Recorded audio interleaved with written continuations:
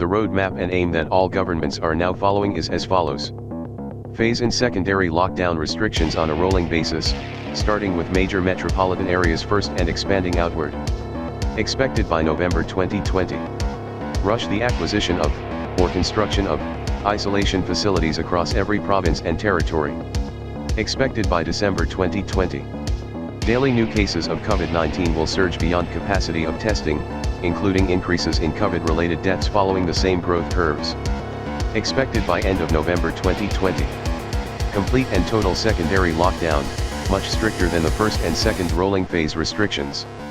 Expected by end of December 2020, early January 2021.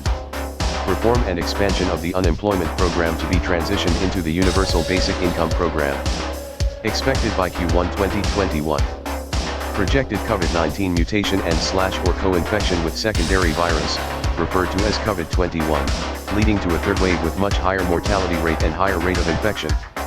Expected by February 2021. Daily new cases of COVID-21 hospitalizations and COVID-19 and COVID-21 related deaths will exceed medical care facilities capacity. Expected Q1, Q2 2021.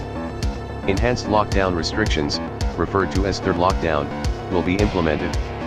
Full travel restrictions will be imposed, including inter-province and inter-city. Expected Q2 2021. Transitioning of individuals into the Universal Basic Income Program. Expected mid-Q2 2021. Projected supply chain breakdowns, inventory shortages, large economic instability. Expected late Q2 2021. Deployment of military personnel into major metropolitan areas as well as all major roadways to establish travel checkpoints. Restrict travel and movement. Provide logistical support to the area. Expected by Q3 2021. Along with that provided roadmap, world governments are asked to design an effective way of transitioning their citizens to meet an unprecedented economic endeavor, one that would change the country forever and alter the lives of everyone. People will be told that in order to offset what is essentially an economic collapse on an international scale, that the government will offer all citizens a total debt relief.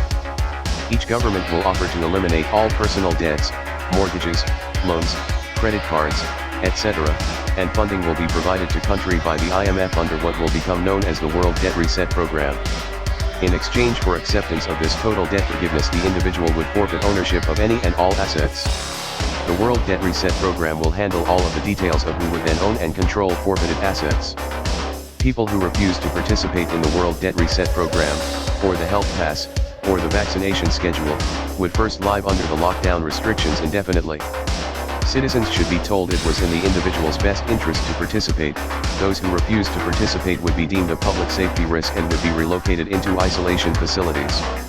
Once in those facilities, they would be given two options: participate in the debt forgiveness program and be released, or stay indefinitely in the isolation facility under the classification of a serious public health risk and have all their assets seized.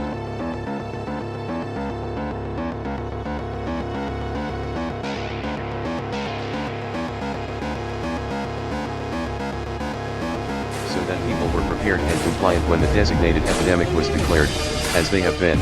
Rockefeller Foundation report describing how to use a pandemic to create global authoritarian power. The Rockefeller Foundation published a report in 2010 described a scenario in which a pandemic could be used as an excuse to create a world of total government control and authoritarian leadership. The truth shall set you free. We are Anonymous AWOL. We are Legion. We are Machine with Cause. We are Compound.